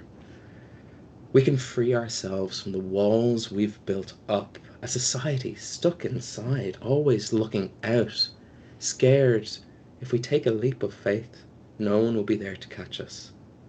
But reach out. I am here for you. I've already rid us of the Black Hand. I have returned the world today, and soon we will feel the sun on our face again. I will bring us back together. Don't be scared, Hibernia. Mother's home." And your control returns. You all collapse. And Rhonda, you hear footsteps bounding towards you from the war room as Lamphilon, Abby, and Sarah Susie, a little bit further behind, rush towards you trying to find you. Lamphilon steps forward. "Did everyone? Yes, okay. So things have changed. I think we need to talk." Good that we were on the way to do that. Yes. Help the two. Yeah. And Arlington picks himself up as well. And you all make your way into this war room. I would like you to make, this is interesting, any check you would like, provided that you as a player can sort of tell me as a DM why that check would give you more information about what just happened. Like, the obvious ones to go for are Arcana, but anything you can think of, I will accept. So pick your high stats, pick your low stats. Hey, shop's open, freebies for all. I took control of your bodies, and I feel dirty about it. You continue from here. Can I use my persuasion to persuade you that I have a +9 on a relevant check? Yes, you can. Absolutely. I love it. Because PvP, PvDM. Yeah, do it. Use your persuasion. Persuasion check me. I'm susceptible to this. Right. I've only rolled 20s and 19s, so I feel like this can only go well. Oh, that's unfortunately a botched 15. 11. 20. 20? Yeah, sure. Yeah, any skill you want. Great. So now I have +9 in all my skills, just one of the relevant ones. Persuaded you that I have +9. That's worked. Good. Then nature is the most relevant, I think. Yeah. Huck, you roll nature with advantage. Iggy and Randir, what are you guys thinking? When that happened, when I heard my mum's voice in the thing, I assume it was Rua. Oh yeah. Sorry, if I didn't make that clear, I'm a terrible narrator. that was clear, and she said children, but I think I heard child. And Yeah, Huck came out of it and was like, "Am I Iggy's brother?" Is that... I felt very like this is all, and at the end, I'm with you. When I fell to the ground, Iggy there was a smile across her face. There was a warmth, like it. So I think she's making a history check, which is my lowest stat. She's thinking of the past. She's thinking of this, and I think she's not necessarily in the best mindset to be thinking of this logically. Make your history check with advantage. Okay. 1, I like that you picked your lowest stat. 2, makes sense. It's your mom. Your history. Oh, how good is that? I got 19. Nice. Plus, you have plus something. You're a jack of all trades. I got another 19. You said do it with advantage. I got 2 19. Plus 2 anyway, so 21 actually. Nice. Okay. Nice. I got 28 overall. There was 28. the fog of her childhood memories, is what that was fogged with. And Randir? I guess with him, he would use his investigation. Yes. Yeah, very good point. He doesn't know a whole bunch. 100% new. Yeah, but you have your singularity knowledge. I mean, you get some kind of knowledge for, I don't know, realmy type things. I guess. No, I love that investigation is like a detective coming into a new scene with new information, and based on purely reacting to the moment and seeing what you're getting, you're like pinpointing what's happening. Great choice. Love it. Got a 16 on dice. Ooh. Fuck me! Everyone above a 20. Nice. Woo.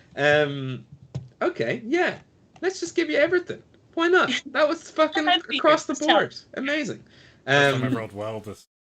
This has been a great. I think Arlington is bad luck. I think Wes overall is bad luck to my rolls. I've never rolled so well. I rolled a 17 and a 19 on my advantage. You know. Been nothing but high numbers. I love ridiculous. it. So Huck, Iggy, and Aramon through Arlington instinctively knew that this was broadcasted around the entire of Hibernia. Randir, your knowledge of magic, and how you can sort of, you're what I like to call like a magic ghostbuster. You can trap magic and stuff, so you know how it works. You know its limits. You know its expanse. Rue is an archfey. She's powerful, but she's not all powerful. Magic at this level, to broadcast a message across the entire continent, that would take its toll. Whatever she did has weakened her a little bit. Who knows for how long, but you know, she pulled out some big guns there just to spread this news of welcoming. The news itself, hard to say who listens, why. Oh boy, it feels like the world's turning against you. But she would have to draw her strength from somewhere. That would need like a relay of something. And obviously she used people with Fey ancestry, but the main conduit, it's like, and this is so stupidly nerdy, but like data centers and CDN nodes that render it, so therefore the Fey ancestry for the CDN ones being able to do it really fast, and then but there's clearly data centers. That's a terrible way to explain things, but I feel like explaining to you, Randir, you get it, right? Yep, I think get this. Yeah, it's real funny. That's how he thinks of it. So look, DMs out there, DM tip, do it for your players. And apologies, audience, maybe you'll learn something about data information now it's transferred around the world. Iggy, when she offered you a sort of like extended hand, not with the book, but like in general, when she first tried to get you to sort of like submit to her will, you know through your general study of demonology and powerful beings that there was pact magic there. You haven't come across a lot of them, but there's a type of magic user in this world called a warlock, and warlocks draw on powerful beings, but there's no reason that that channel can't go both ways. So, Rua being an archfey, it's quite possible that she has warlock allies, and she is their patron, and she's using them to become more powerful. Huck, you're everyone's best friend. You're a great listener. We know that canonically from this episode. This is all great. So, but he doesn't have anything new to tell me. You rolled a 28. You're great. Great job. You're a good guy. You're a good guy, and Good that's job. what matters. Good work. But as you piece this together, Rian, when describing his past, would sort of use terms that would be warlocky when like discussing Captain Trolltunga. It seemed like the Captain Trolltunga of that pirate ship, that orc pirate ship, he's probably a warlock. Arlington would know immediately that Lamhog, Lavog, definitely a warlock. You saw the fight. In fact, reminder, when you first met Huck's punks, that was warlock magic that was happening in that fight. Magic in Hibernia, you know this instinctively, Huck, works in threes. There is very likely another. And as all of this dawns on you, as you kind of chat amongst yourselves, if Rua is drawing her magic from her warlock patrons, if you took them off the board, she'd be weaker. Permanently weaker. And that final piece of information only really comes to you as players from fucking incredible rolls. But it seems like a power of 3, to borrow from the sisters, the Charmed sisters. I know they're second. Halliwell sisters. Is propping up Rua in a world and in a realm that doesn't belong to her. She's of the Feywild. This is the material plane. She has to get her power from somewhere. And with that information, you guys make yourselves, you walk into the war room with the others. That was a huge, the whole episode's fun. We just call this episode lore dump. But wow, yeah. Fuck me. Everything above a 20? Yeah, you get it all, baby. Take it all. Have all. Fucking Matt Smith, Dr. 11. Take it all, baby. Okay, so what I want to understand is that, like, my mom has a new boyfriend, and he's a fucking witch. 3 boyfriends. 3 new boyfriends. 3 new boyfriends? Or Okay. a girlfriend. We don't know the third one. Don't know the third one. And I was going to say, although I can't remember her current name anymore. Yeah. Oh, I see where you're going. Yeah. I don't know if she could be a warlock. Or he. Who? Ted. Ted. Oh. Ted is now called... What was...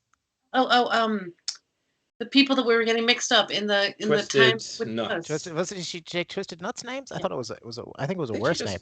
I think she just took Twisted Nuts' name. Was it his name? She took one of their names, but I don't remember. But I don't think she applied it, or I don't think they.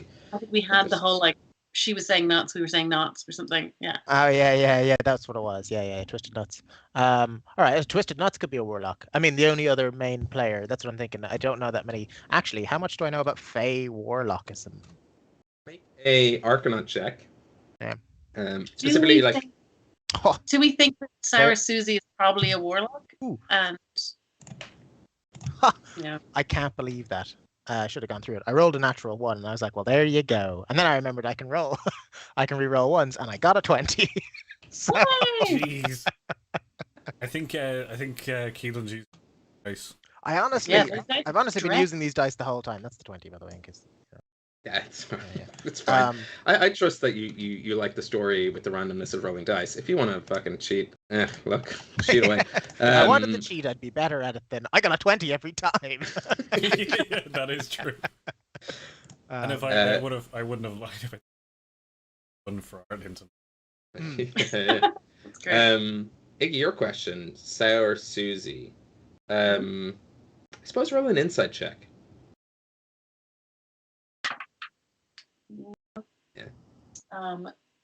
That was a 9. That's okay. You've seen her use druidic magic. Like, It's not the same kind. It's cooler. Yeah, subjectively cooler. Sorry, Okay. warlocks of the world. Druids are cooler. That's me as the DM saying it. No, but you can pretty swiftly cross Sarah Susie off it. Although, Okay. what a delicious betrayal. I mean, I like where you're going, but yeah, just when I Around get you to here. like her. Yeah. But You around seem here, pretty into the hell thing, so Oh, she's just a goth. That's all. yeah. That's all that is. Oh no, I thought so, but I just wanted, Um, Oh, Keelan, what your was I doing? question Oh, about sorry. Feywild warlocks. Are you asking specifically about Archfey patrons? No, well, because I suppose I don't know how much I know about that. No, I was actually just thinking if anyone in the Fae tends to be like making warlock packs or whatever else, because the Fae are a bit like, is it likely, basically to figure out if Ted / Twisted Nuts, would even be, or is that how the Fae operate anyway? Is it like faux warlock packs through? I guess I'm thinking about that. How if it's possible, if it's done, or if it's slightly different, or I suppose that's not very helpful. Very vague casting a net on whether or not I'm trying to find out if Ted's a warlock. But just in general, my question was: do Fae do that? Are there Fae warlocks? As in Fae that make deals with Archfey and/or Which are I see. or other demons or anything else, so that they'll be a warlock. Yeah, a warlock. Because it does strike you as odd that Fey, notorious deal makers, also know not to make deals inherently in their very being. Yeah. What was the total number on the dice? Yeah, I was actually just going to check that because I wrote that is not D&D Beyond. It was Arcana, wasn't it? Yeah, +4, so 24. 24. Oh, it was a natural 20. Right. Yes. Yeah. So Sorry. fuck the plus. Yeah, fuck the pluses. I'm going to do two different things. I'm going to break kayfabe. So, Ted, on their character sheet, is a warlock. Absolutely. Huh. So Ash plays warlock. She uses pack magic, and is a warlock of Rua. However, with a natural 20, you don't know why you know this. You don't know how you know this. It's not Ted. Yeah. I have one other idea, but it's I mean, not an idea for who it is, but an idea for where they might be. So do we have the map nearby? I mean, I can see it specifically. I found it. Yeah. But do we have the map nearby in D&D? Are we in the war Yeah. room? So the map's there. Oh yeah. I- Sorry. Let me I describe think that for you, because not that I've written anything down for it, but I feel like I can come up with a war room in my head. You walk into a sort of medium-sized council room. So you know the way castles obviously have their ballrooms, they have their throne rooms, but then there's like rooms that are just there for like more casual dinners with friends. They're big and there's clearly servants' entrances and all that kind of stuff, but they're just like that sized room. I suppose if I was to put a battle map on it, not that there's a battle coming, I'm just talking in D&D terms because it helps. Like a 40 by 60 foot room. That's big, but not like huge, right? It's big, yeah. If you're thinking about any fantasy show, like your Game of Thrones and that kind of stuff, like Stannis Baratheon's sized room, right? And in the center of the room is a carved table in the shape of Hibernia. It's annoyingly awkward because when you draw Hibernia, there's always a part of Hibernia you sort of just black out for no reason. It's like it's kind of in the map, it's not in the map, it's there sometimes, not there sometimes. And that difficult for sea wars. Yeah, it is. And then we just float. You have to hold these ones around Hibernia. Yeah. It's like a full table. Up by the Course Mountains in Sleep Gem, there's that like the extended bit of the mountain range, which you know from your histories. That's where the elves came from originally. Reem would have told you that as he was sort of having visions of Lugh, as you know, as he took on Lugh's sword and was having kind of the Fraggle Rock visions, and he fought a wolf and all that stuff that happened in the show. He would have told you that the elves came from somewhere else.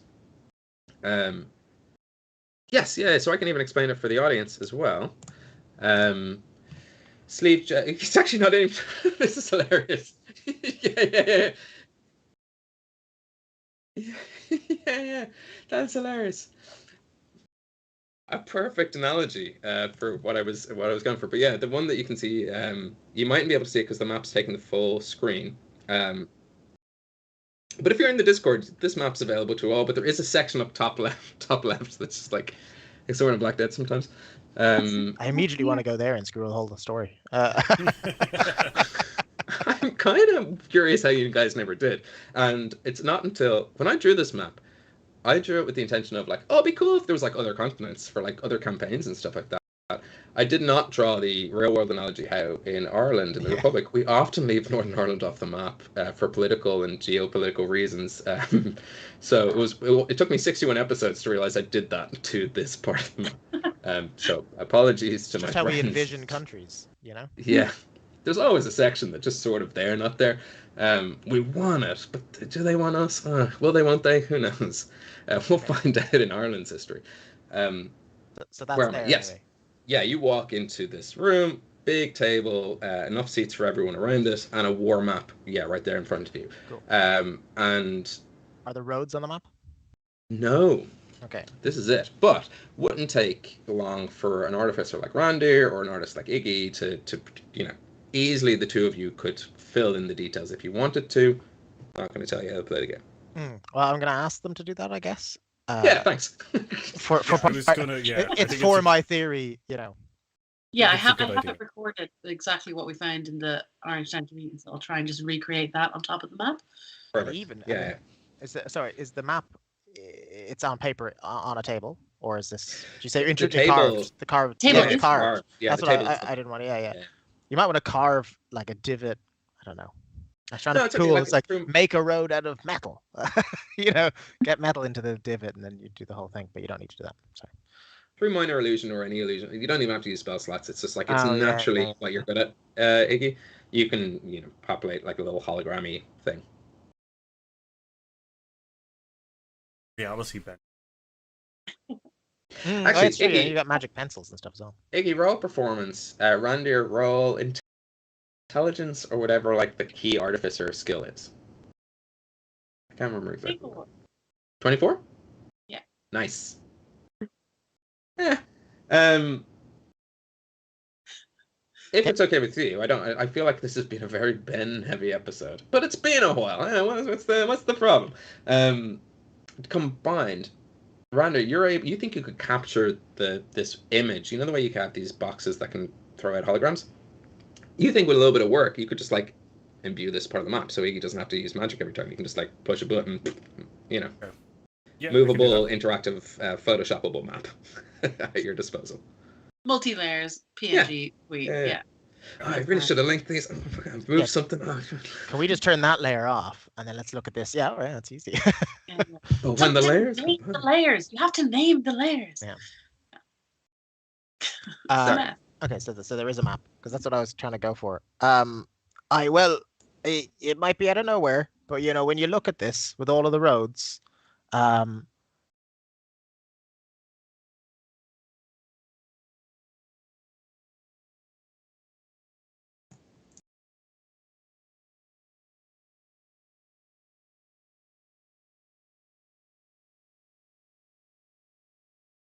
yeah, I think what you're saying that there's 3 spirals on, and they center.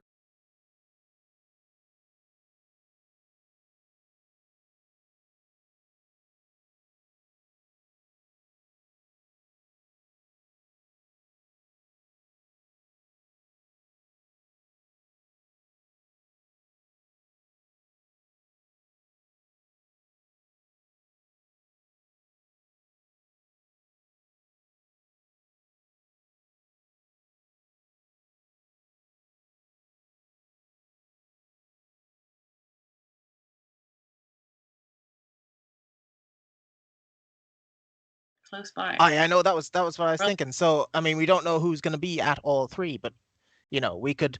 Paul, does the audio cut when we go to the map? Just seeing that. Okay, give us 1 second. Wait, there are 2 more hooks. Well, I'm actually going to last 2 minutes for me since you cut to the map. Okay. Are we back? We should be back now. Intentional. Yeah. Thank you for flagging, Barry, because cutting to the map, different layers, different OBS stuff, all that kind of stuff. The layers. It's all layer. Keelan, if it's Oh, I know. Oh yeah, It's I'll okay. happily go through it again. It was incredibly relevant. I just have to know: are we hearing? Yeah, we're back right now. Cool. Everyone heard you remember what the map looks like?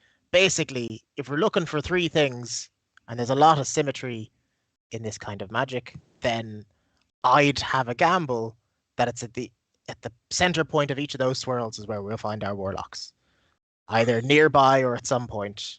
It's what I'm throwing out there. But the roads were built like that. We always thought it was a bit odd. We know it matches the vague shape of how the planar realms are laid out, so that might be relevant. But at the same time, the Fae like a bit of symmetry, and even if these weren't their initial design, she might organize that they're there for widespread. Also, if they're on the roads themselves at center point nexes, then they might be then connected to the rest of the world of Hibernia. It's a guess. But we could check out each one. The problem is no one, we know who we'd expect to see at two of them, not where they'd be. But the third person, we have no idea who it is, and we don't know when or where.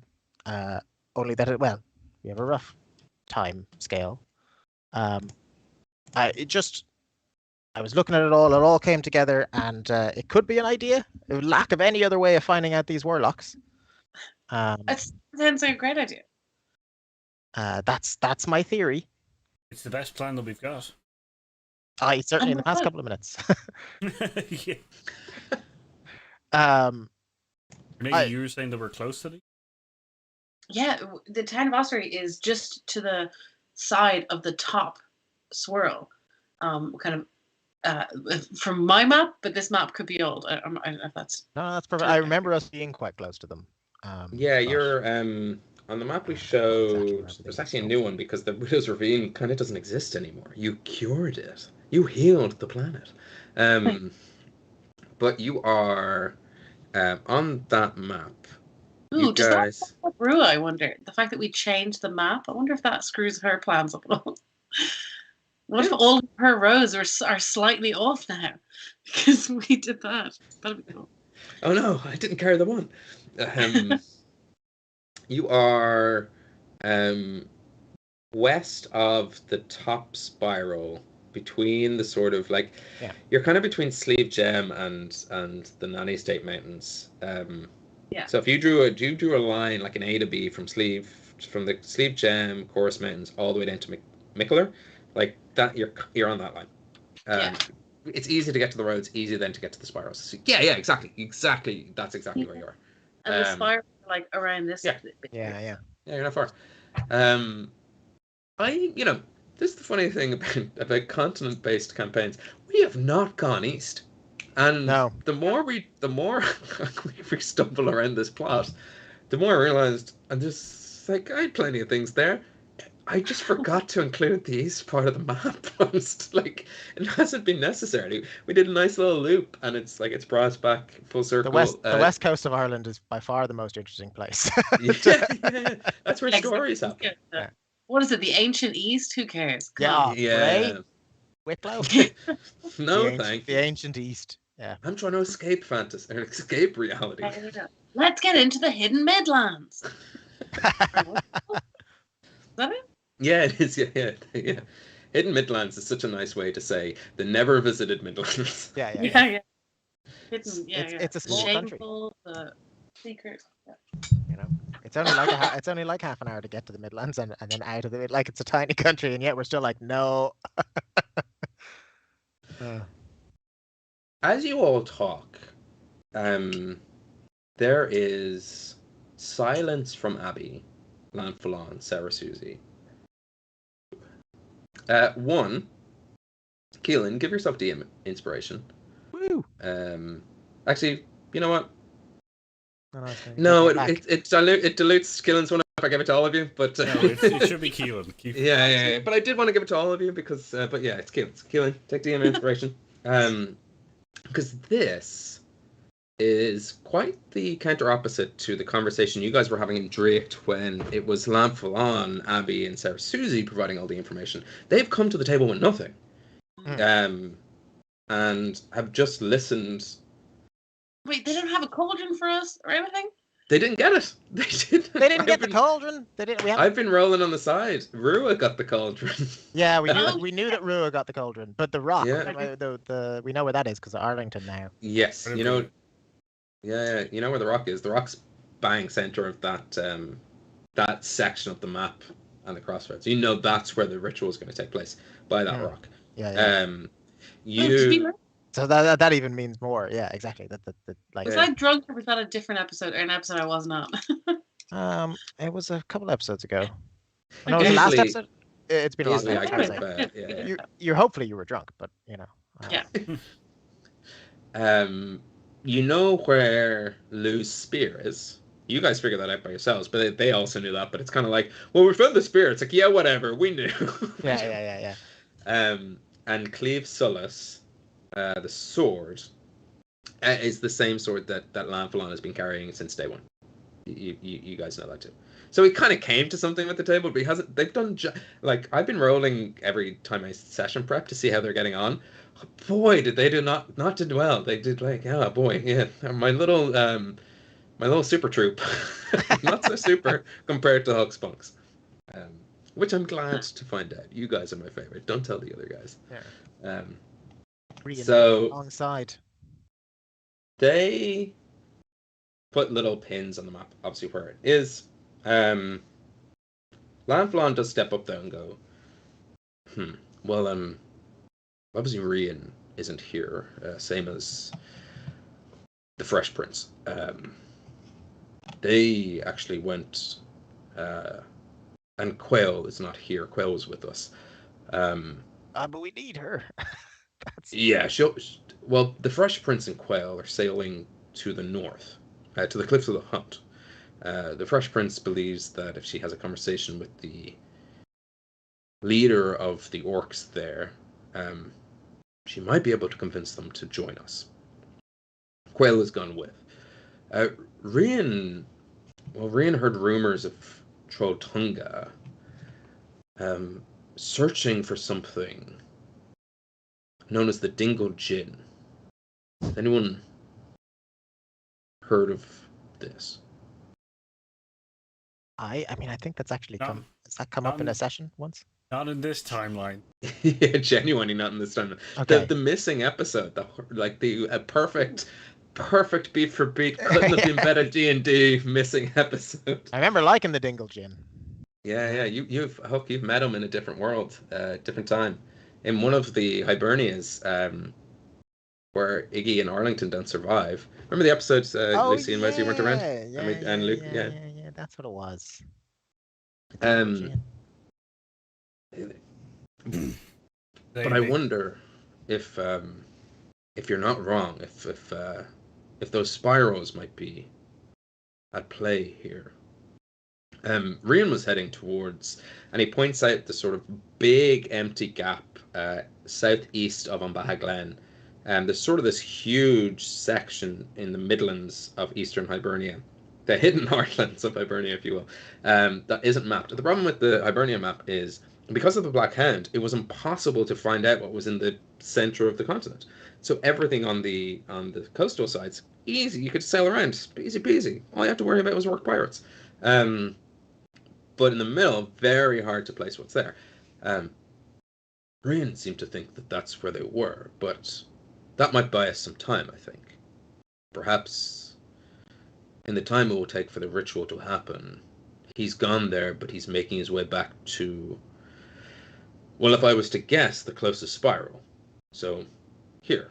And it's the one bottom right. Yeah.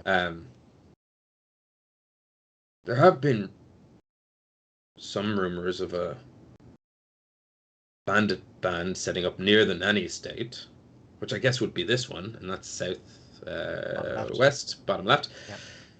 Which leaves us the one at the top.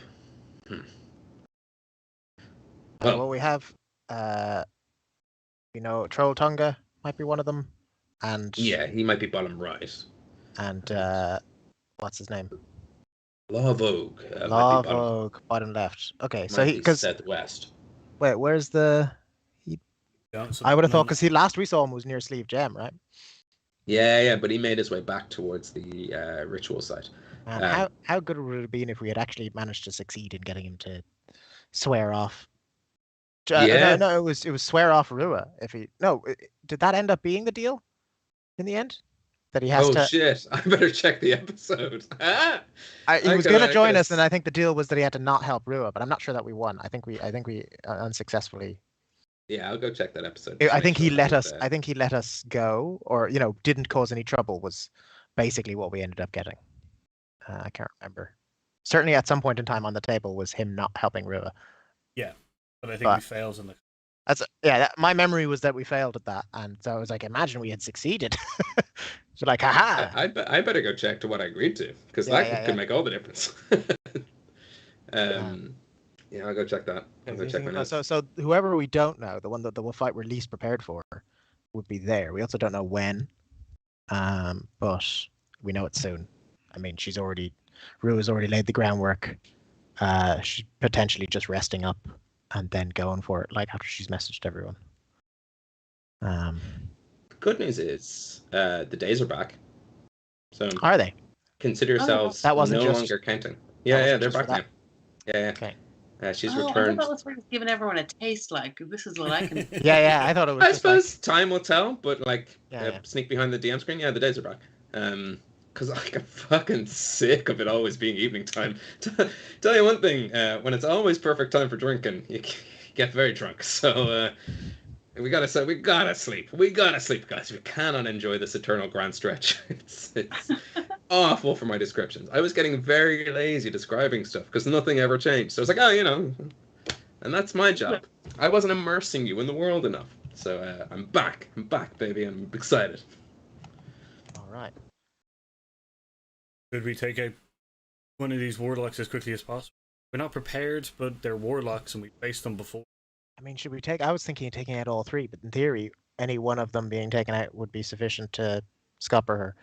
I mean us, as in Huck's pugs. Should we take the one of them and then... I was thinking we take out all three.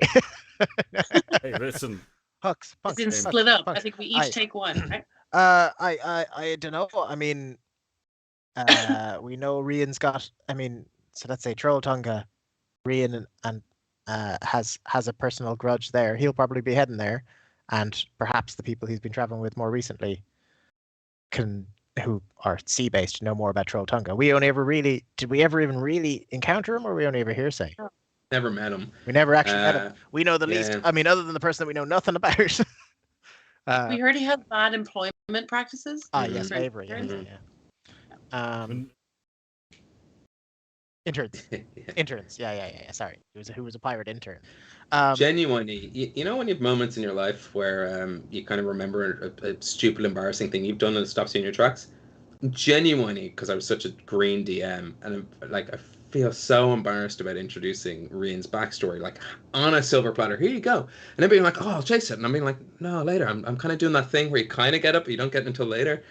I feel the worst about it. It's don't do that, DMs. Just as a DM tip, if you're gonna bring your character's backstory into it, fucking commit. Don't tease people with it. Yeah. What a fucking... I was edging them towards this is my purpose. I'm pretty sure we ran onto a boat and set everything on fire and had to run away. So I'm pretty sure everything exploded. Just classically. We tried. Story-wise, it would have been so satisfying to leave it, to fucking edge all the way to now. But yeah, in hindsight, just fucking give your players what they want, deliver on it. You can always make more stuff. You're not a golden goose, or rather, you are. I don't remember they're scared of not laying eggs, right? Scared. I don't know. That's interesting. I've never thought of whether or not there'd be an element of fear in the goose laying the golden egg. Yeah. What if I don't lay it golden? What if this is my last golden egg? Then they'll kill me and eat me at Christmas or Thanksgiving or whatever. That's always the fear, right? Yeah. Okay. Right. So the theory is then following on that whatever's north, nearest Widow's Ravine, and the Cliffs of the Hunt. Yeah, let's go there. Yes. Yes. You feel a static fizz in the air. and a thread of golden energy starts to swirl outwards, opening up a portal into this room, out of which two Aarakocra step out. You see a Did not see that tall and thin heron and a sort of ruby red-lipped seagull. I don't have names for these people yet, so I would love to name them. I can tell you none of you recognize them. Actually, Huck, you might. I don't know. I've got Fionn actually on a can. Fionn, that's nice. And Dipper. I mean, that's the same can. Dipper, yeah, the double IPA. Yeah. Obviously, we've got Five Lamps. We've got acai. I'm not going to use. Pardon? And we have Rambulian and Fireball. Yeah, they're yeah, we know what they're for. I'm not going to use Radio to the Mothership or Sudden Change. Hey, it's me, Sudden Change. I found a word that I don't understand on Radio to the Mothership, but it sounds like a good name for the thin heron type one. It's Starkole with an umlaut, Starko umlaut L. Let's see if I can. The only other one is that Monterey. I don't know how you say that. Monterey's nice. Yeah. That's what Starkole is. Oh, yeah, they're fucking good. Starkole and Monterey? That's a fucking good name. Yeah. Was it Starkole? Starkole and Monterey. Yeah, Starkole. I mean, I guess it's an umlaut, so that would modify the O sound. Starkole. Starkole. Yeah, nice. I don't know German, and I don't know umlauts. That's a guess. Has a beer-based D&D show, and the brewery Tool, from roughly that same area of the world. Do they have an umlaut in there? No, Tool has it's the O with the line through it because they're different. It's Dutch, but or, So that's pronounced Tool. So I don't know if this is. Cool. I always just like fadas and like accents. Basically, all of them do the same thing as far as I'm concerned, which isn't because I've been educated that way. So I don't know is what I'm saying, but I just presume it modifies the generic sound. So O is Starkole, and then because it's the umlaut, it just has to be the other type of O sound. Starkole. Lamb hog is called lamb hog, even though it's lavog. So if it's Starkole, I think Starkole's nice. Starkole and Madry. Yeah. Or these guys have just appeared in a portal. You said. Yeah, they've just kill them. Okay. Yeah. Can I? I'm gonna glance around and be like, "What? I assume this room was like a war room. Doesn't have portals allowed." Hello, excuse me. Oh yeah, I didn't put any of the security.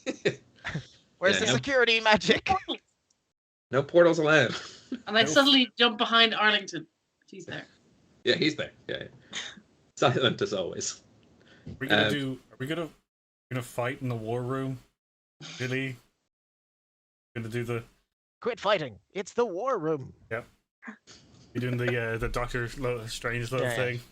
I mean, I have been imagining that war room the entire time. Even when he described it, all I've been imagining is the war room from Strangelove. So, see, this is why I get lazy with descriptions. The players have amazing imaginations. I don't need. I'm like, war room. Yeah, picture your own. Mine's in black and white. So we've all been in black and white since that happened. In my head, you've all been Muppets the entire time. So I have been. I've been playing a Muppet anyway. So. We picture things differently, except for you, Rander. You're a human actor amongst them. You're a singularity, of course. I mean, there are humans in the Muppet worlds, Yeah. You're the Michael Caine of and the celebrity guest. You all have a reaction. If you want to fucking roll initiative, if that's your reaction to roll this, we can. I was passing it low. We'll look over at the other team, Lavog and the like, in case they recognize them instantly, because we don't know what parts of their echelons they've been dealing with. Yeah, you see Landful, because you said Lavog. Sorry, hand on hilt. Abby de Vauclair. Oh fuck! Did I ever even give her a class? I don't know what actions she's gonna. Without a class, what am I? But Sarah Susie. She's a pirate. Yeah, I'll figure it. Abby's hitting. She's off screen. But the Sarah Susie's form and skin sort of turn to a bark-like substance. She kind of mechs up into bark skin, but only because so they don't recognize them. They don't recognize essentially, them. Yeah. So they're reacting. Yeah, they're not sure, and she's just kind of. And I'll step up and say, "Hiya, I'm Huck."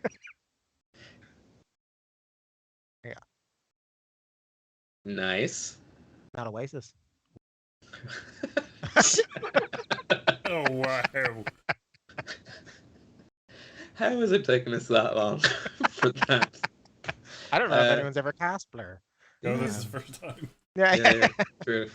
Iggy, anything you'd like to do? Yeah, I screamed at them and asked them who you are.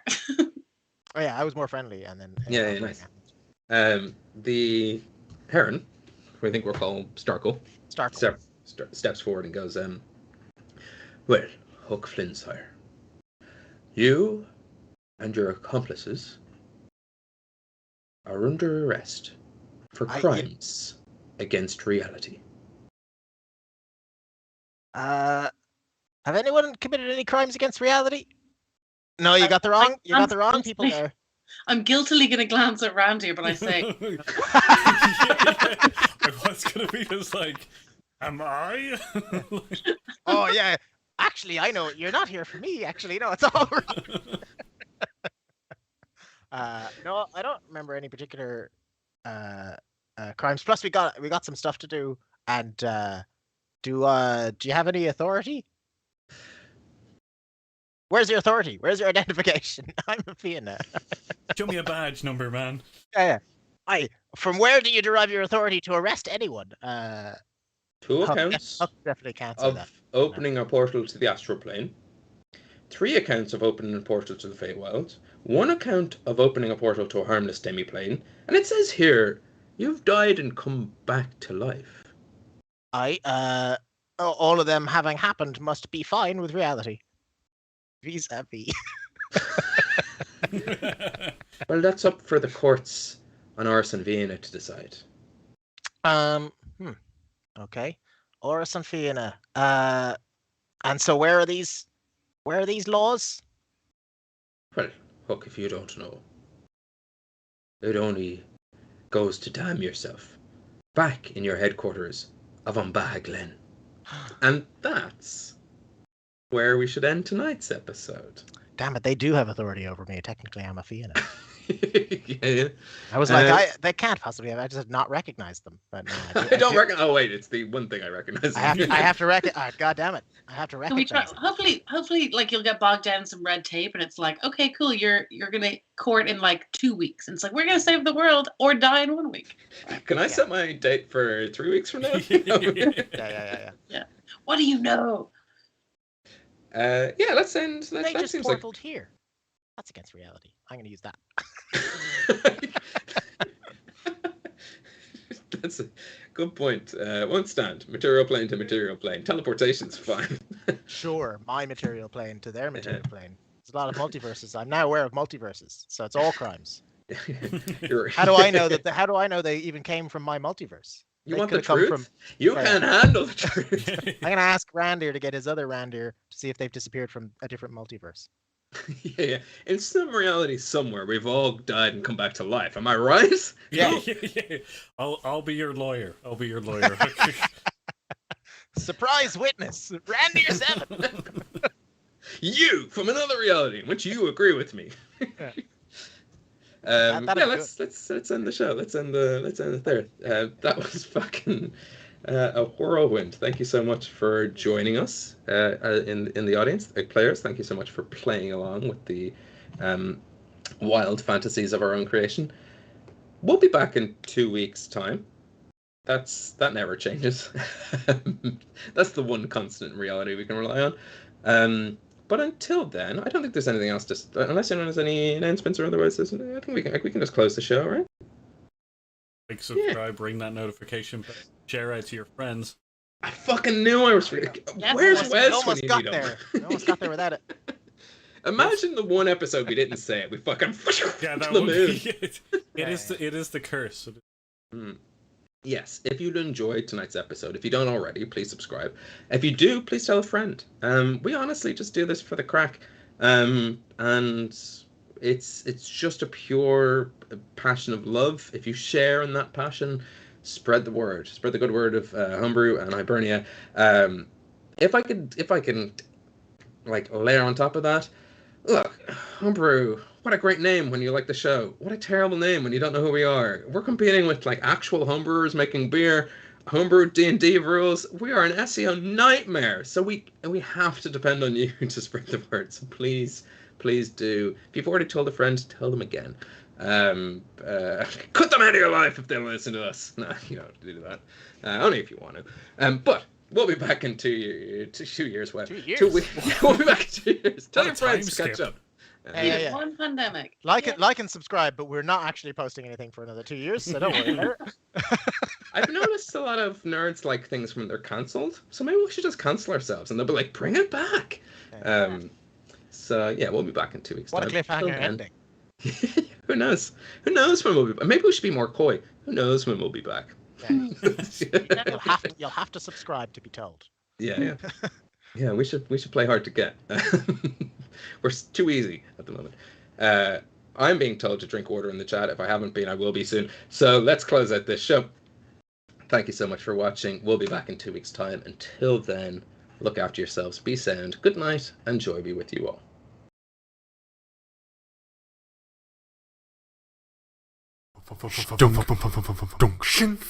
Ah.